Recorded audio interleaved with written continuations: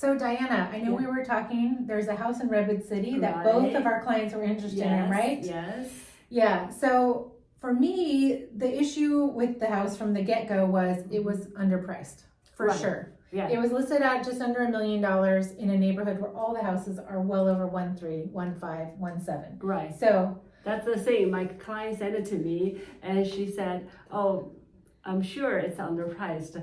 I said, yes. Yeah, well, at least you had a client that had been in the market for a while and could see that. For me, it was kind of heartbreaking sometimes when people do these listings at such a low price because my clients get their hopes up that, oh, we can get a 3-bedroom house for $1 million. And I'm just kind of like, that's not happening in Redwood City, you know? Right. So it's a little tough. But did you go see the house? Not yet. Okay. You saw the house, I right? did see the house, and I will say it is a complete fixer in terms of cosmetic upgrades, but it's very solid and it feels very well built. So the other thing I was going to tell you when I went to see it, I think because it was priced so competitively, it was the first day it was on the market.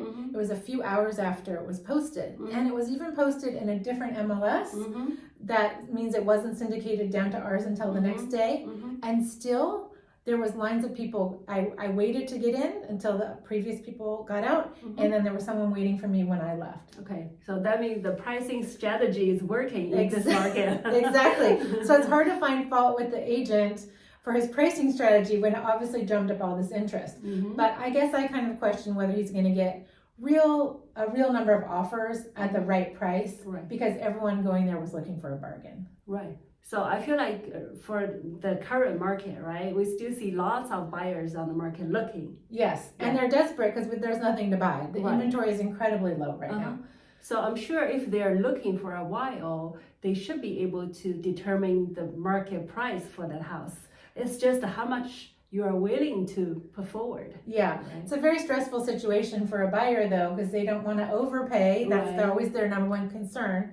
And yet, when the gap between what it's listed for and what I think it should go for is $500,000, it's hard to figure out what the right price to offer in the first instance is. Right.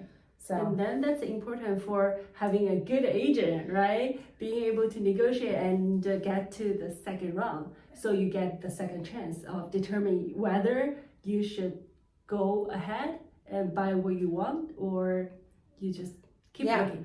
Absolutely. Like you said, I sometimes tell my clients in these tricky situations, I try to develop a relationship with that agent. If they're having it, I'm having it. We're going to be best friends by the time I put that offer in, because I want to make sure that if we're not in the right ballpark yet, that they counter us to get us up there, because we're serious buyers. Right. So that's what I try to do, put my buyer in a position that they can decide what they want, right? In terms of price, you mean? Yeah, in terms of pricing, in terms of at this price, do you want to get a house you like? Or, okay, let's move on to the next. Yeah. So they have the control, they have the decision. Right, and the only way they have that control is if they get that counter offer. So that's why I say working with a reputable agent like me or like Diana. We're both from Keller Williams Bay Area Estates in Los Gatos. We cover the Bay Area, including Redwood City, and we would love to help you. Yes.